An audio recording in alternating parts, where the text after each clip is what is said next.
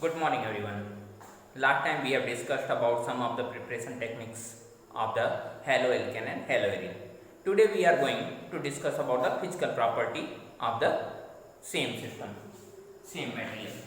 Then when we discuss about the physical properties, we discuss about some of the fixed property, that is the color,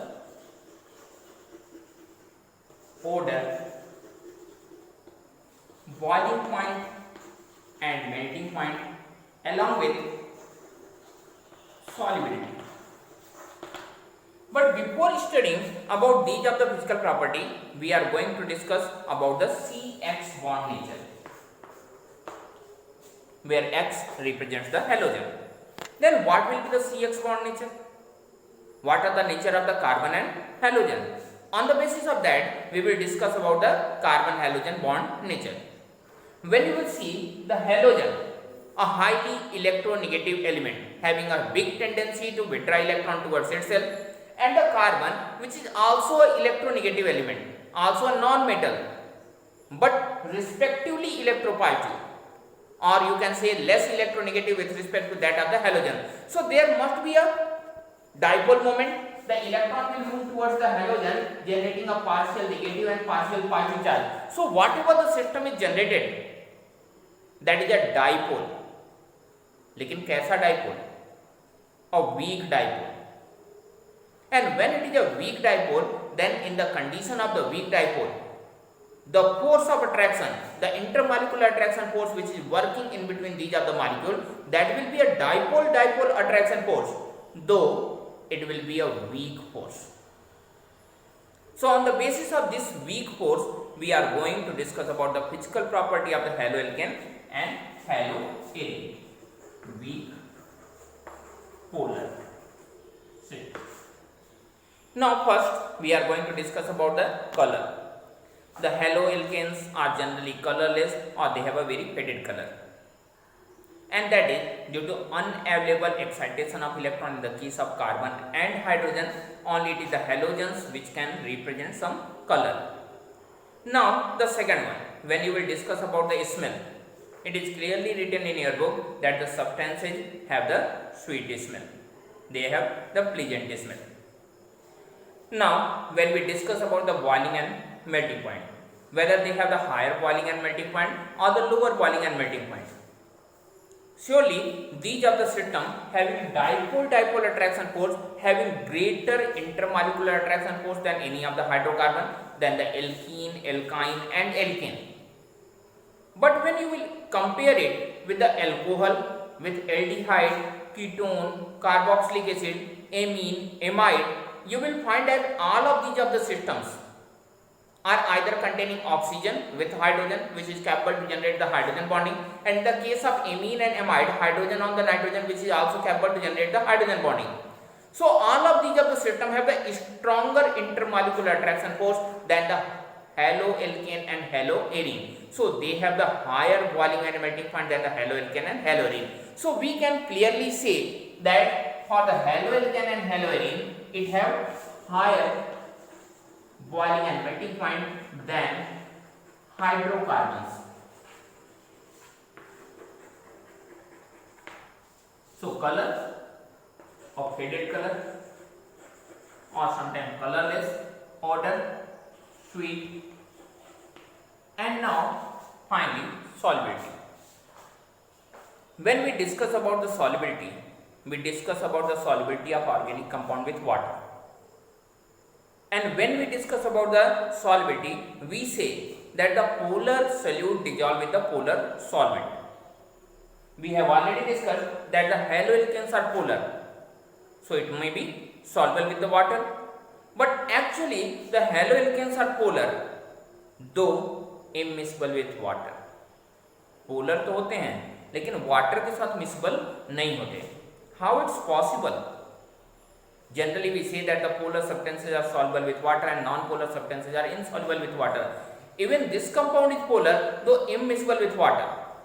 When you will see the force of attraction in between haloalkanes, then whatever the force of attraction is working in between them, that is a weak force of attraction. Due to the weak polarity in carbon halogen bond, and as a result a weak intermolecular attraction force is working in between these of the molecules. But when you will see the water HOH and again and so on, so the whatever the intermolecular attraction force is working, that is called hydrogen bond. Surely hydrogen bond is one of the strongest intermolecular attraction force. So in this case the intermolecular attraction force is very strong, and in this case, that is the haloalkane, the intermolecular attraction forces are very weak. So during the breaking of the intermolecular attraction force of the haloalkane, whatever the energy is generated, that energy is not capable to break the hydrogen bonding of water, and this is the reason why haloalkanes are immiscible with water. You can clearly understood the thing that when these of the two intermolecular attraction will break, when these of the molecule will be separated from each other, then their rearrangement will take place, and that rearrangement is actually the miscibility of the system. But if the water molecule will not separate from each other, how the rearrangement in between water and haloalkane will take place? And that is only due to the weak intermolecular attraction force, weak polarity of the haloalkane or the carbon halogen bond, and this is the reason why haloalkanes are polar though immiscible with water. Board में कई बार ये question पूछा गया है, why haloalkanes are polar though immiscible with water? The reason we have already discussed.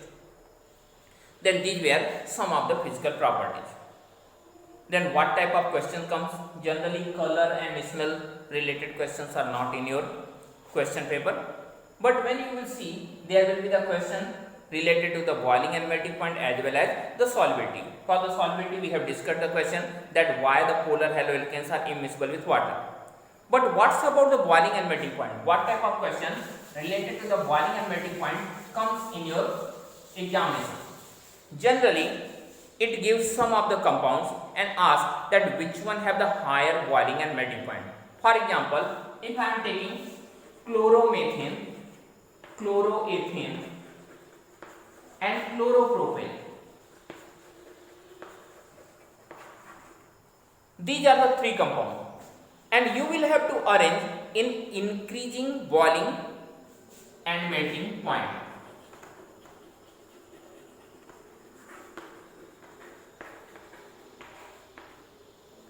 Now when you will see the conditions, the bond natures are same because carbon and chlorine is making the bond in all of the three cases. All the other conditions are same except the molecular mass. When you will see, this system have the least molecular mass, this one have greater, and this one have greatest among these three. So with the lower molecular mass, this one have the lower boiling and melting point, and with highest molecular mass, this must have the maximum boiling and melting point. So you can say this one is proportional to molecular mass. Okay, this thing we have discussed earlier, many times we have discussed the same thing.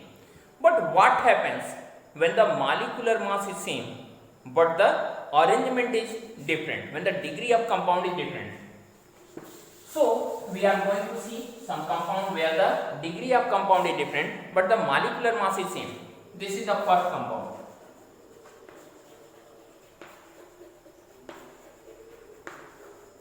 When you will see this compound is primary by the nature. Now we are going to see the next compound.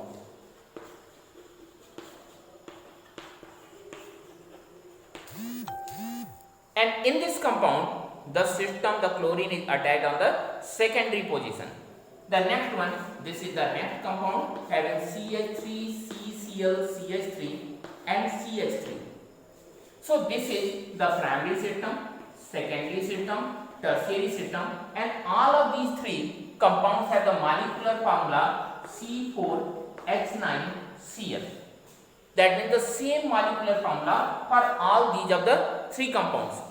Now which one will have the greater boiling and melting point, whether the first one, second one or third one? We say that the boiling point and melting point is inversely proportional to the degree of compound. That means the primary have the maximum, secondary and tertiary. Why? Due to the arrangement.